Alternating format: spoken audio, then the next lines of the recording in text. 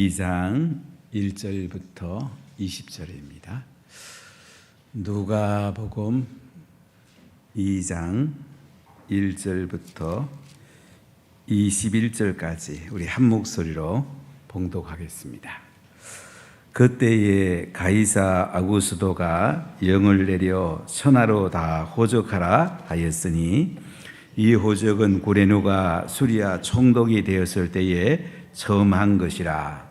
모든 사람이 호적하러 각각 고향으로 돌아가매 요셉도 다윗의 집 족속이므로 갈릴리 나사렛 동네에서 유대를 향하여 베들레헴이라 하는 다윗의 동네로 그 약혼한 마리아와 함께 호적하러 올라가니 마리아가 이미 잉태하였더라.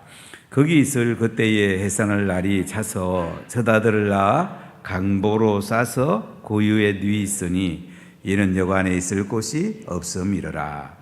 그 지역의 목자들이 밤에 밖에서 자기 양떼를 지키더니 주의 사자가 곁에 서고 주의 영광이 그들을 두루 비추매 거기에 무서워하는지라.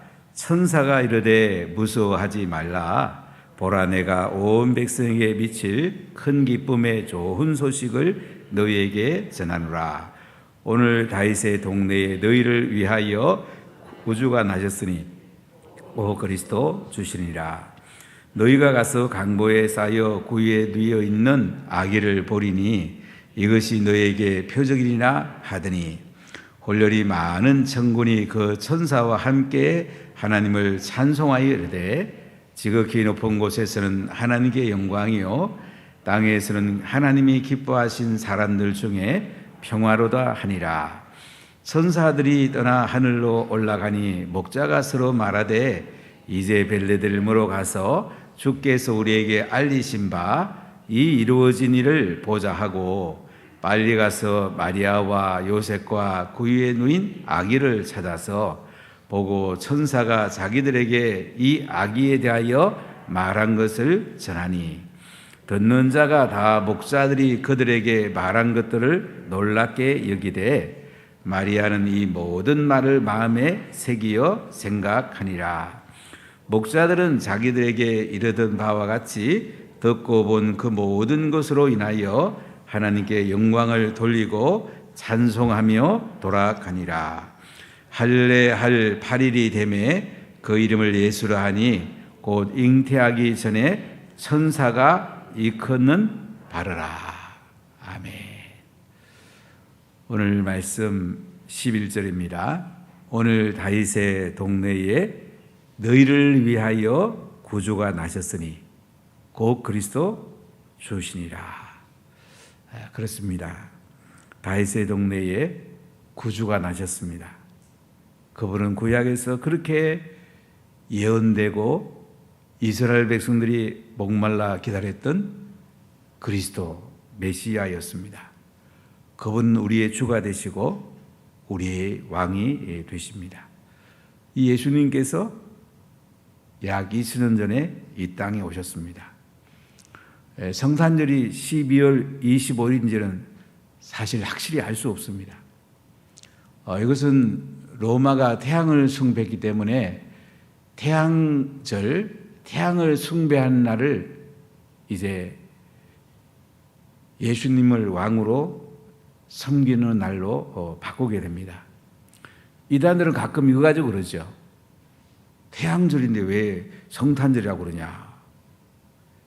예수님이 모든 태양과 우주의 왕이 되시기 때문에 그 당시 문화에 맞게 이 날짜를 정한 겁니다. 그렇기 때문에 예수님께서 하늘 보좌에 계시는 분인데 그분이 인간의 몸을 입고 이 땅에 우리의 구조가 되기 위해서 우리를 구원하기 위해서 이 땅에 오셨습니다. 구약에서 그렇게도 수없이 예언된 메시아. 메시아를 그리스도로 말하면 그리스도입니다. 기름 부음 받은 입니다. 이분이 이 땅에 오셨습니다. 예수님은 대제사장이시고 대선지자시고 왕중의 왕이십니다. 우리의 주가 되십니다. 예수님이 오실 때에 세상은 매우 어두웠습니다. 특히 팔레스타인이지요. 이스라엘 이 땅은 로마가 통치하고 있었습니다. 총독이 파견되어 있었고 헤롯이라는 분봉왕이 있었습니다. 이때 로마의 황제는 옥타비아누스, 아구스토로 나와 있는데요. 아우구스투스였습니다. 원래 이 사람은 시저의 조카입니다. 시저의 양자가 돼갖고 그는 로마의 초대 황제가 됩니다. 원수가 됩니다. 이제 로마의 공화정이 끝납니다. 로마는 원로문의 공화정을 통해서 발전했는데 이제는 옥타비아누스가 독재하는 나라가 됩니다. 옥타비아누스, 아우구스투스로 이름을 바꿨는데요. 그런 황제 숭배를 강요했습니다. 식민지 지역까지도 황제 신전을 지어가지고 옥타비아누스를 신으로 숭배하게 했습니다. 지금 북한이 그렇죠? 원래 항장엽 씨가 주체사상을 만들 때는 김일성이 신이 아니었어요. 김일성을 신으로 만들고 김정일, 김정은을 신으로 만들었습니다. 몇 년 전에 우리 오셨던 그 지성호 국회의원이 저랑 여러 가지 얘기하던 가운데 북한이 어떤 나라냐. 공산당이 있고 공산주의가 있고 주체사상이 있습니다. 이 모든 것 위에 김정은이 있습니다. 김정은이 한마디 말하면 법입니다. 헌법보다 더럽습니다. 성경에서 예수님의 위치를 차지하고 있습니다. 어떤 면에서는 성경에서 그들은 따왔습니다. 예수님이 왕이어야 되는데 김정은이 왕이다. 물론 망할 때가 오죠. 독재자는 얼마가지 않습니다. 물론 그 밑에 있는 사람들이 얼마나 신음이 되고 힘들겠습니까? 옥타비아누스가 로마의 황제일 때 이스라엘은 통치를 받으면서 많은 고통 가운데 살고 있었습니다. 참 어두운 시절을 보내고 식민 통치를 보내고 있었습니다. 이때 옥타비아누스가 영을 내립니다. 각각 고향으로 돌아가서 호적을 해라. 이때 시리아의 총독이 구레노였었는데요. 팔레스타인 지역은 이 당시 수리아 총독의 통치를 받았습니다. 고향으로 돌아가서 호적을 해라. 예수님을 잉태한 마리아, 그의 약혼한 남편은 다윗의 자손입니다. 그들의 고향은 베들레헴입니다. 그래서 마리아는 해산할 때가 가까웠지만은 나사렛에서 베들레헴까지 호적하러 올라가게 됩니다. 대체로 거리가 한 80마일쯤 된다고 그럴까요? 예루살렘에서 나사렛이 70마일이니까 한 80마일 가까이. 거다가 16 곱하면 어떻게 됩니까? 1.6을 곱하면 한 120, 30리쯤 되는 거리에 요셉은 마리아를 보호하면서 베들레헴 다윗의 동네에 호적하러 올라가게 됩니다. 오늘 사전에 보니까 요셉도 다윗의 집 족속이므로 갈릴리 나사렛 동네에서 유대를 향하여 베들레헴이라 하는 다윗의 동네로 그 약혼한 마리아와 함께 호적하러 올라가니 마리아가 이미 잉태하였더라. 해산날이 가까웠습니다. 그래서 왕의 명의이기 때문에, 로마 황제의 명의이기 때문에 그들은 베들레헴으로 올라가게 됩니다. 베들레헴이라는 뜻은 떡집, 또는 빵집이라는 뜻이 있습니다. 베들레헴. 지금은 아랍 사람의 말이죠. 지금은 예루살렘에서 베들레헴 가려면 장벽이 쳐여 있고 또 검사를 받아야 됩니다. 이 당시는 다윗의 고향으로 라헬의 묘가 베들레헴에 있습니다. 이곳으로 이제 호적하러 갑니다. 왜 호적을 합니까?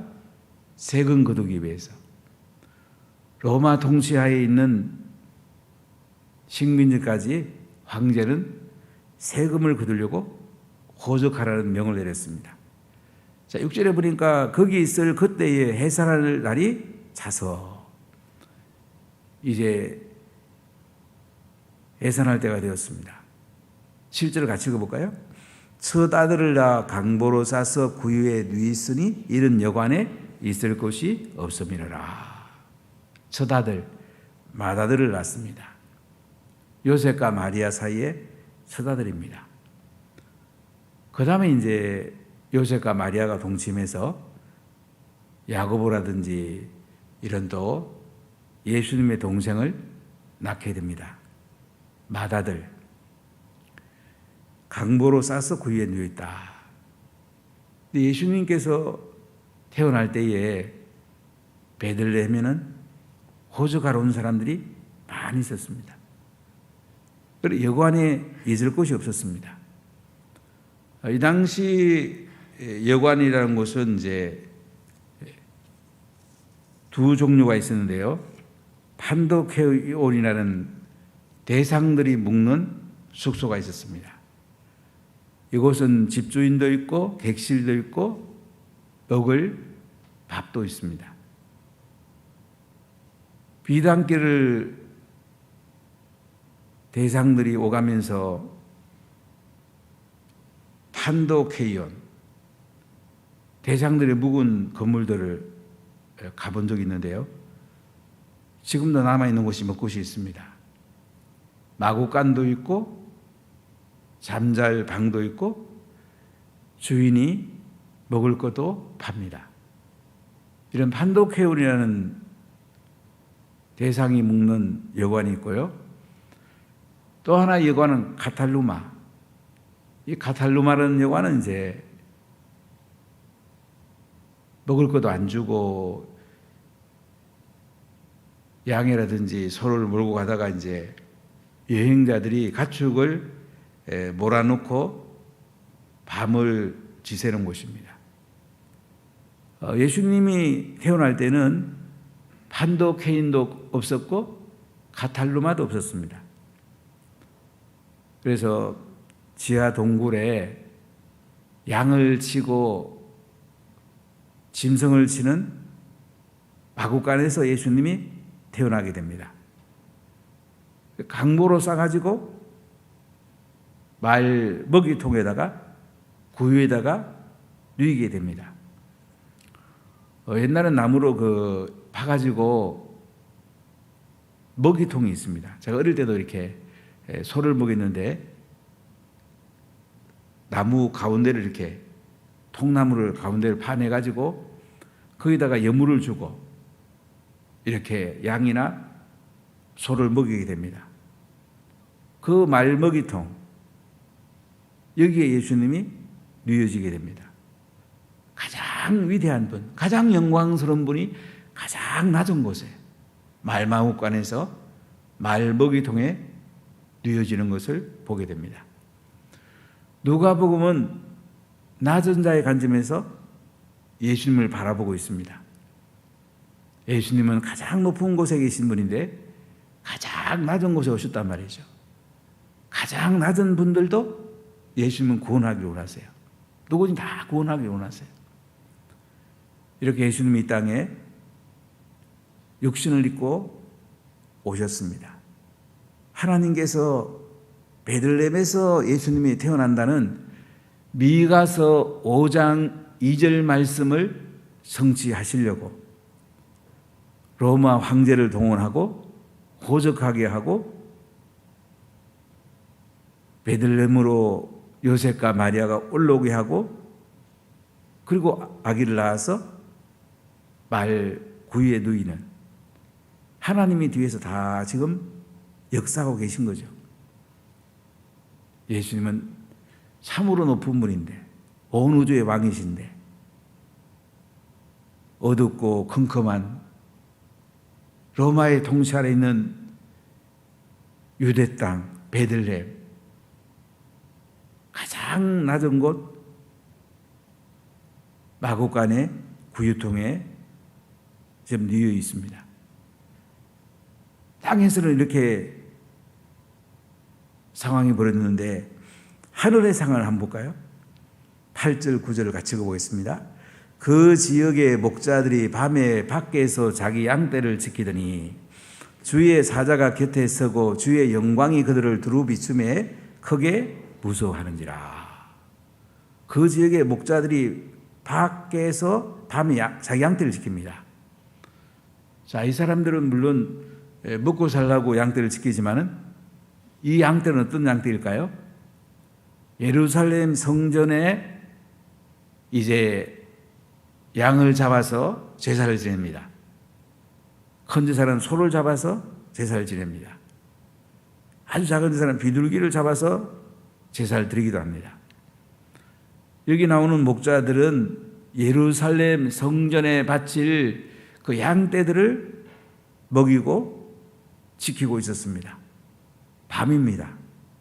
아주 성실한 사람들입니다. 자기의 직무를 잘 감당하고 있습니다.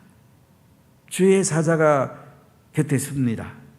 하나님이 천사들을 목자한테 보냅니다.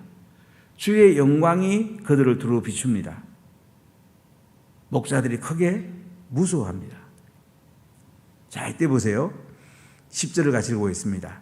천사가 이르되 무서워하지 말라. 보라, 내가 온 백성에게 미칠 큰 기쁨의 좋은 소식을 너희에게 전하노라. 천사가 목자들에게 무서워하지 말아라. 보라, 내가 온 백성에게 미칠 큰 기쁨의 좋은 소식을 너희에게 전하노라. 천사가 목자들에게 제일 먼저 찾아옵니다. 이 당시 목자들은 지위가 상당히 낮은 사람들입니다. 그들은 수고를 많이 해야 먹고 살 수 있는 사람들입니다. 밤에도 양을 치는 사람들입니다. 무서워 떨고 있는 목자들에게 무서워하지 말라. 보라, 내가 온 백성에게 미칠 큰 기쁨의 좋은 소식을 너에게 전하노라. 굿뉴스를 가져왔다는 것입니다. 온 백성들이 믿기만 하면 구원받는 놀라운 큰 기쁨의 좋은 소식을 가져왔답니다. 하나님 아들, 그분이 육신을 입고 이 땅에 오셔서 죄악 가운데 허덕이고 사단의 노예가 되어 있고 어두운 땅에 살고 있는 영혼들을 구원하기 위해서 하나님의 아들이 오셨다는 이 소식을 가지고 왔다는 것입니다. 11절 같이 읽어볼까요? 오늘 다윗의 동네에 너희를 위하여 구주가 나셨으니 곧 그리스도 주시니라. 다윗의 동네에 너희를 위하여 구주가 나셨다. 다윗의 고향 베들레헴에 너희를 위하여, 신음하고 있는 너희를 위해서. 구약은 유대 백성을 중심으로 쓰였지만 이제는 온 세상에 어둠을 빛으로 밝히고 희망을 주고 구원의 주로 예수님이 오셨다는 거예요. 죄에서 건지실 분으로 예수님이 오셨다는 거예요. 그분이 바로 그리스도 주시랍니다. 자, 12절 13절 같이 읽겠습니다. 너희가 가서 강보에 쌓여 구유에 뉘어 있는 아기를 보리니 이것이 너희에게 표적이니라 하더니 홀련히 많은 천군이 그 천사와 함께 하나님을 찬송하여 이르되 지극히 높은 곳에서는 하나님께 영광이요 땅에서는 하나님이 기뻐하시는 사람들 중에 평화로다 하니라. 천사들이 목자들에게 지금 이야기하는 거죠. 너희가 가서 강보에 쌓여 구유에 누인 아기를 보는데 이것이 바로 표적이다. 바로 이분이 하나님 아들이다. 하나님 아들이 구세주가 오셨다. 이때 수많은 천군 천사들이 하나님을 찬송합니다. 그들은 합창하면서 하나님께 영광성을 올려드립니다. 지극히 높은 곳에서는 하나님께 영광이요. 그렇습니다. 예수님이 태어날 때에 말 구유에 누이 있지만은 지극히 높은 하늘에서는 하나님께 영광성이 울려 퍼집니다. 하나님이 죄악 가운데 지옥으로 가는 우리들에게 큰 선물을 주셨습니다. 큰 은혜를 베푸셨습니다. 최고의 선물을 주셨습니다. 이 하나님의 아들이 이 땅에 오셨다는 것입니다. 땅에서는 하나님이 기뻐하신 사람들 중에 평화로다. 땅은 어둠이 가득 찼고 불의가 가득 찼고 예루살렘 성전에서는 대상들과 서기관들이 환는상을 차려놓고 양을 팔고 재물을 팔면서 돈을 벌고 있었고 불의가 판치던 시대입니다. 백성들은 로마의 압제와 유대의 지도자의 압제 아래서 실험할 때 하나님이 기쁜 소식을 전한 것입니다. 땅에서는 하나님이 기뻐하시는 사람들 중에 평화로다. 하나님의 평화를 가지고 왔습니다. 사람과 사람이 불신하고 사람과 사람 사이에 갈라진 이 시대에 하나님이 샬롬, 평화를 가졌어요. 평화란 말은 그냥 마음속에 편안하다 이 정도가 아니고 하나님과 우리 사이 죄로 말미암아 갈라진 이 관계가 예수님으로 인해서 관계가 이제 회복이 되는 거예요. 온 우주와 관계가 회복이 되는 거예요. 샬롬은 아주 큰 뜻이 있습니다. 땅에 예수님이 평화를 가지고 왔단 말이죠. 15절 읽어볼까요? 천사들이 떠나 하늘로 올라가니 목자가 서로 말하되 이제 베들레헴으로 가서 주께서 우리에게 알리신 바 이 이루어진 일을 보자 하고 빨리 가서 마리아와 요셉과 구유에 누인 아기를 찾아서 보고 천사가 자기들에게 이 아기에 대하여 말한 것을 전하니 듣는 자가 다 목자들이 그들에게 말한 것들을 놀랍게 여기되 마리아는 이 모든 말을 마음에 새기어 생각하리라. 천사들이 하늘로 올라갑니다. 목자들은 서로 말합니다. 이제 베들레헴으로 가가지고 주께서 우리에게 알리신 바 이루어진 일을 한번 보자. 빨리 갑니다.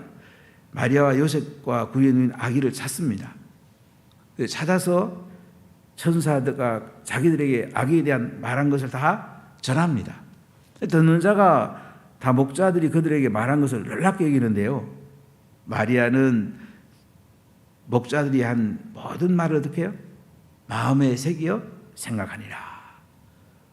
마리아는 잉태할 때부터 가브리엘 천사장이 와서 네 안에 잉태한 분은 예수님이다. 하나님 아들이 된다. 이렇게 말씀해 줬잖아요. 마리아는 남다르죠. 자기가 태어난 아이가 구세해 준 것을 이제 마음에 새기는 거예요. 아, 맞구나.